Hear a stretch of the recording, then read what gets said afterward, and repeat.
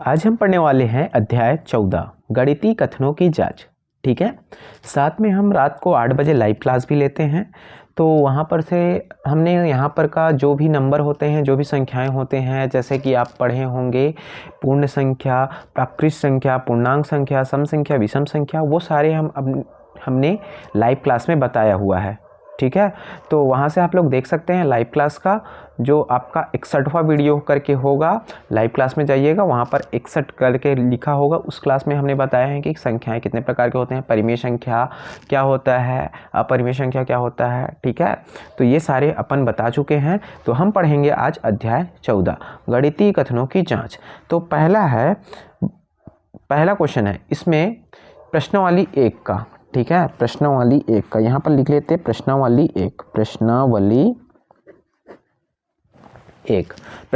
1 का अपन का पहला क्वेश्चन है, बताइए कि निम्नलिखित गणितीय कथन सही है या गलत। उत्तर का कारण भी लिखिए।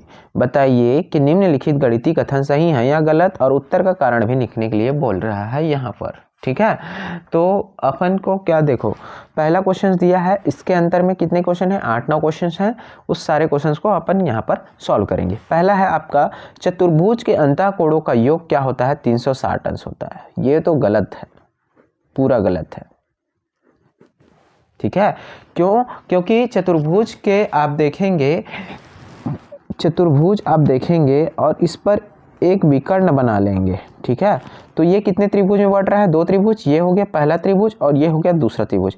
त्रिभुज के अंतःकोणों का योग कितना होता है, 180 अंश, और इस भी त्रिभुज का अंतःकोणों का योग कितना हो जाएगा, 180 अंश हो जाएगा। ठीक है, तो त्रिभुज के 2 अंतःकोणों का योग कितना हो जाएगा, 180 इसका, 180 इसका, तो कितना हो जाएगा, वो 360 अंश हो जाता है। ठीक है, उसी को आपको लिखना है। किसी भी चतुर्भुज को उसके विकर्ण द्वारा क्या किया जाता है, विभाजित किया जाता है। तो किसमें, 2 त्रिभुजों में क्या हो जाता है, विभाजित हो जाता है। और एक त्रिभुज के अंतःकोणों का योग 180 अंश होता है, इसीलिए 2 त्रिभुजों का अंतःकोणों का योग कितना हो जाएगा, 360 अंश होता है। हालांकि ये पूछता नहीं है, 1 नंबर में आपके यही क्वेश्चंस डायरेक्ट पूछता है, चतुर्भुज के अंतःकोणों का योग 350 अंश होता है।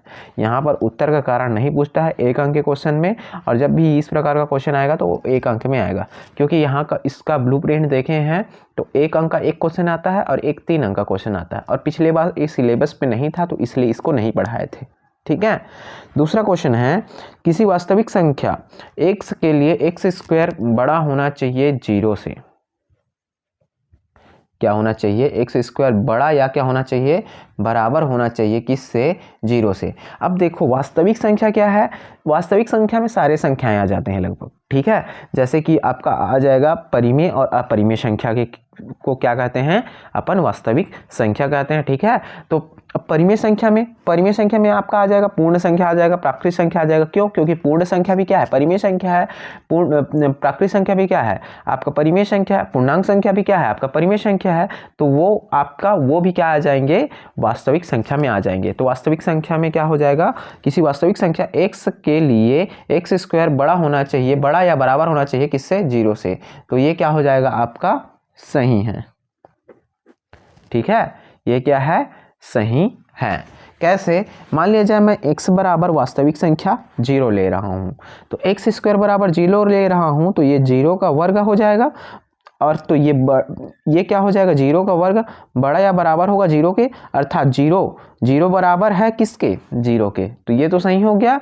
अब कोई सा भी संख्या ले लेता हूं मैं, जैसे कि x बराबर क्या ले लेता हूं, यहाँ पर मैं ले लेता हूं 2, वास्तविक संख्या है। ठीक है, वास्तविक संख्या समझ गए होंगे, परिमेय और अपरिमेय संख्या। अब परिमेय के अंदर में सारे संख्याएं आ जाते हैं, जैसे कि प्राकृत संख्या हो गया, पूर्ण संख्या हो गया और पूर्णांक संख्या हो गया। ये सारे क्या आ जाएंगे, वास्तविक संख्या के अंदर में ही आ जाता है। ठीक है, तो x बराबर 2 रखा, तो ये हो जाएगा 2 का वर्ग, बड़ा या बराबर होना चाहिए 0 से। तो हाँ ठीक है, ये क्या हो जा रहा है, बड़ा या बराबर हो जा रहा है। 4 जो है बड़ा या बड़ा है ना, इस बराबर को हटा लो, 4 जो है क्या है, बड़ा है 0 से। अब x बराबर -2 ले लेते हैं, ये भी क्या है, एक वास्तविक संख्या है। ठीक है, तो -2 का वर्ग, ठीक है, ये बड़ा या बराबर होना चाहिए 0 से। तो -2 का वर्ग, तो -2 का वर्ग है, -2 गुणित -2, तो ये हो जाएगा 4। जो कि बड़ा है शून्य से। तो इसीलिए हम बोल रहे हैं कि किसी वास्तविक संख्या x के लिए x स्क्वायर बड़ा या बराबर होगा 0 से, तो ये कथन क्या है आपका सही है। ठीक है, नेक्स्ट क्वेश्चन देखते हैं। नेक्स्ट क्वेश्चन पे आते हैं। नेक्स्ट क्वेश्चन ये हमारा तीसरा क्वेश्चन है। दो सम संख्याओं का जोड़ सम संख्या होता है। दो सम संख्याओं का जोड़ सम संख्या होता है, ये एकदम क्या है सही बात है, एकदम क्या है सही बात है। यदि दो सम संख्या आप लोग डायरेक्ट ले सकते हो या 2 के मान के ले सकते हो या 2 के 1 ले सकते हो।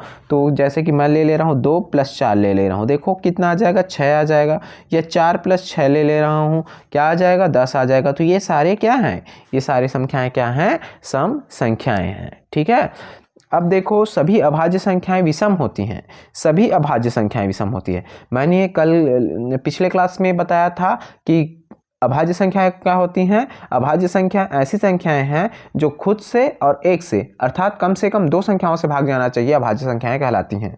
ठीक है, तो एक तो अभाज्य संख्या नहीं है, दो अभाज्य संख्या है, दो जो है क्या है अभाज्य संख्या है, तो 2 क्या है विषम संख्या है। तो हाँ, ये कथन जो है क्या है एकदम सा गलत है।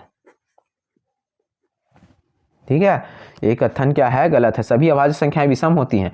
ये तो 2 अभाज्य संख्या है जो कि क्या है, जो 2 अभाज्य संख्या है जो कि क्या है, जो कि सम है। ठीक है, 2 क्या है अभाज्य संख्या है जो कि क्या है सम है। 2 के बाद कौन सा हो जाएगा आपका अभाज्य संख्या 3 हो जाएगा। 3 के बाद 4 तो नहीं होगा, 4 जो है क्योंकि 2 से भाग चला जा रहा है, 1 से चला जा रहा है और 4 से भी जा रहा है, 3 संख्या से भाग चला जा रहा है। ठीक है, तो 3 4 नहीं होगा, 5 हो जाएगा, 5 से ही जाएगा और 1 से जाएगा, 6 नहीं होगा, 7 होगा, 7 8 9 नहीं होगा, 10 नहीं होगा, 11 होगा। इसी प्रकार से हम अभाज्य संख्या बताए थे पिछले क्लास पे। नेक्स्ट क्वेश्चन देखते हैं, 5वां क्वेश्चन। 3n + 1 मोर देन है, बड़ा है 4 से, जहां n एक क्या है प्राकृतिक संख्या है, नेचुरल नंबर है। ठीक है,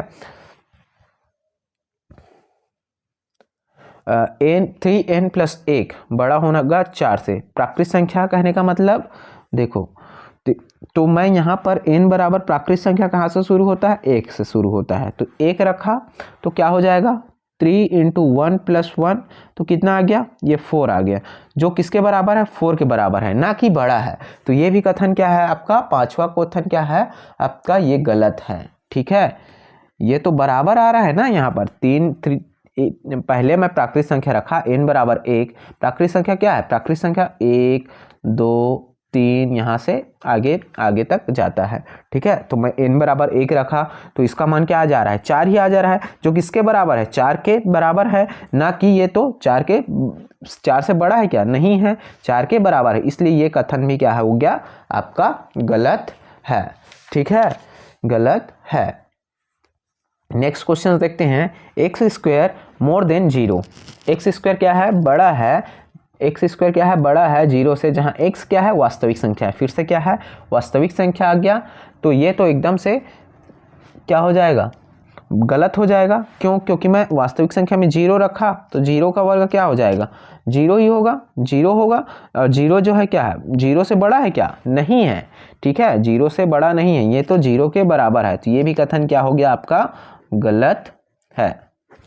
ठीक है, क्या है ये भी कथन आपका गलत है। ठीक, गलत है।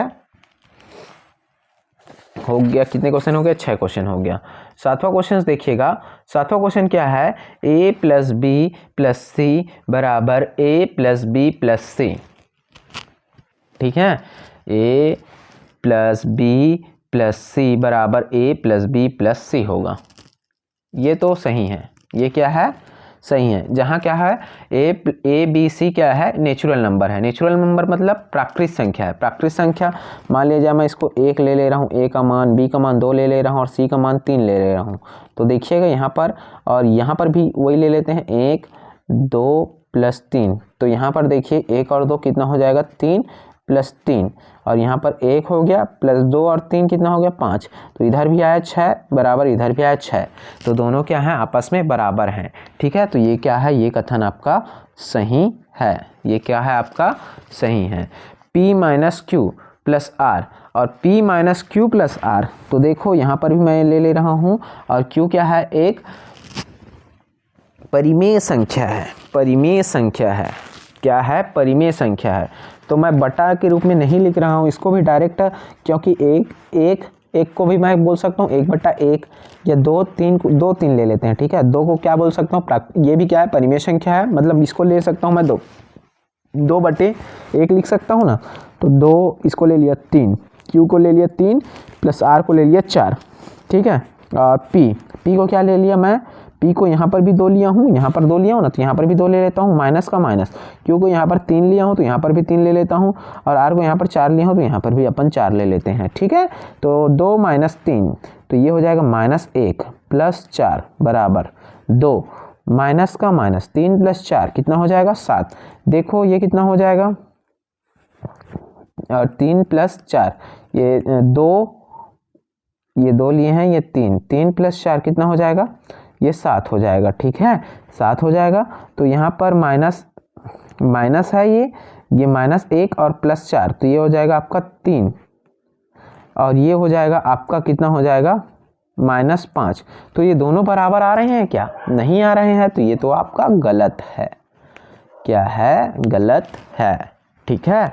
x + y - z और x + y - z, और ये क्या है, एक रियल नंबर है, तो रख लो रियल नंबर कोई सा भी, 1 2 और ब्रैकेट का ब्रैकेट, माइनस का माइनस, z को ले ले रहा हूँ 3, कुछ भी संख्या रख के देख लो। 1 + y को 2 लिए हैं, z को 3 लिए हैं, तो ये हो गया 1 + 2 3 - 3 बराबर 1, प्लस 2 में से 1 गया, 2 - 3, ये छोटा है ये बड़ा है, तो बड़ा वाला माइनस में है तो घटेगा, ये हो गया -1, ठीक है। 3 - 3, तो ये आ गया 0 बराबर 1, प्लस और माइनस -1, 0 बराबर 0, तो ये कथन भी क्या है, हमारा सही है, ठीक है। ये हमारा पहला क्वेश्चन था, ठीक। नेक्स्ट वीडियो में देखेंगे अपन नेक्स्ट क्वेश्चन। आज के लिए इतना ही था, ठीक है। वीडियो अच्छा लगा तो लाइक कीजिएगा, शेयर कीजिएगा, सब्सक्राइब कीजिएगा। Thank you.